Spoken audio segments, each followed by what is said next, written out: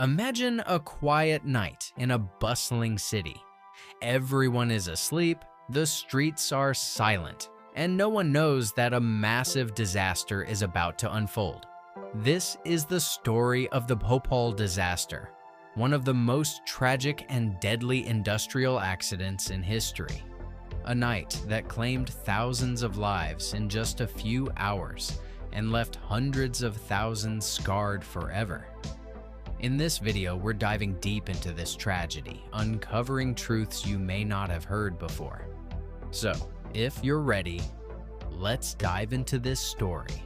And as always, I kindly ask you not to forget to like the video.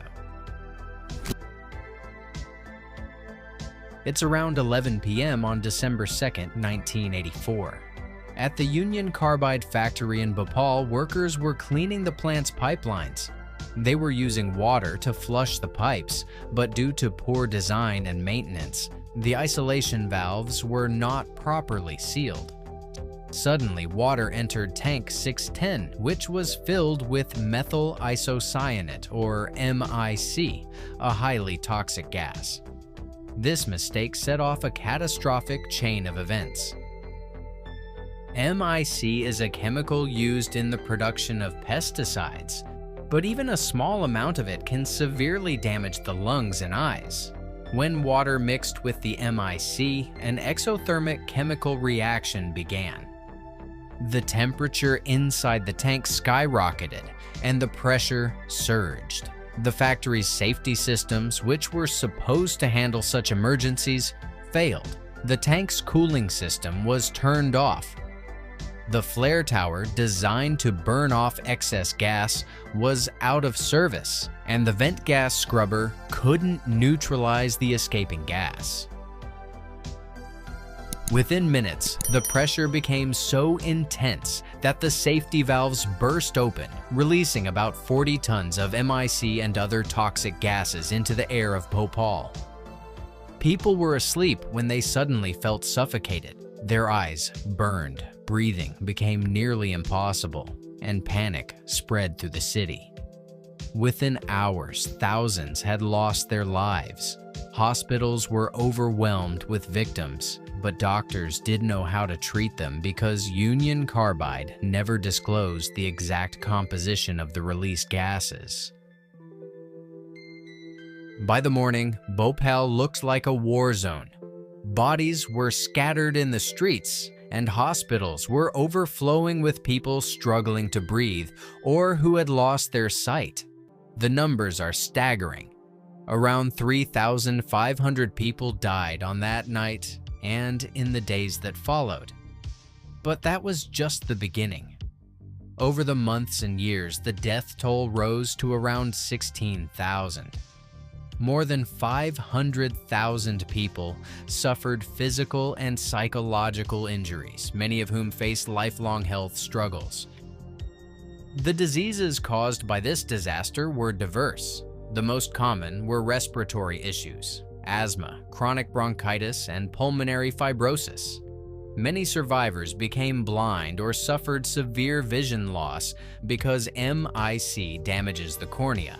Additionally, cancer rates, particularly lung and throat cancer, rose among survivors.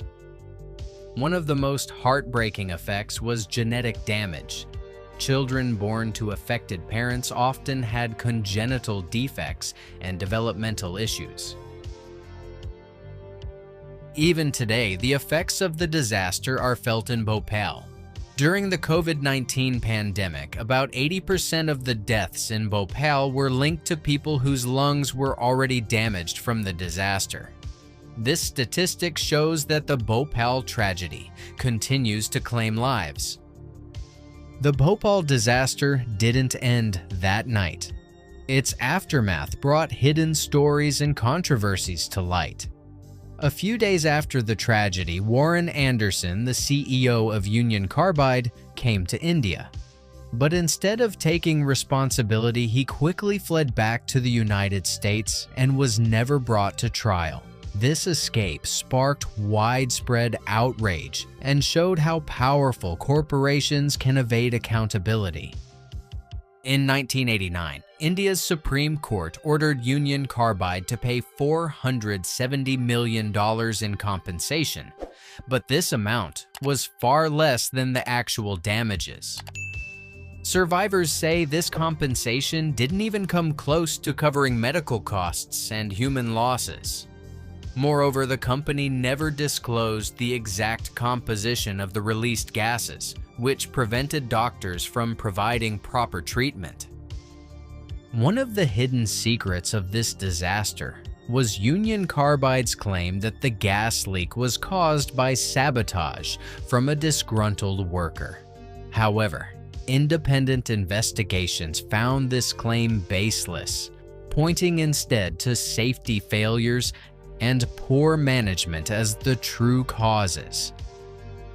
Survivors and environmental activists have been fighting for justice for decades. Numerous protests have been held, but many victims still haven't received adequate compensation, and the contaminated land remains uncleaned. 40 years have passed since the Bhopal disaster, but the city still feels its scars. The soil and water around the factory are still toxic. Despite multiple efforts, a full cleanup has never been completed, and local residents continue to suffer from contaminated groundwater. However, there have been efforts to improve the situation. Clinics like Sambhavna and Chingari have been set up to provide free medical care to survivors.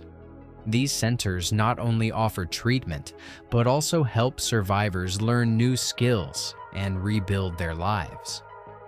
Today, Bhopal is a vibrant and developing city with new buildings and a growing economy. But in the poorer neighborhoods, the effects of the disaster are still evident. High rates of chronic illnesses, poverty, and social issues reflect the deep wounds that have yet to heal. The Bhopal disaster wasn't just an industrial accident. It was a profound lesson for humanity. It showed the devastating consequences of neglecting safety and responsibility. Justice for the victims has still not been fully served, but their fight continues. Now it's your turn. Why do you think this disaster hasn't received the attention it deserves? Who or what do you think is the main culprit? Let us know in the comments. Don't forget to like this video and share it with your friends so the story of Bhopal is never forgotten.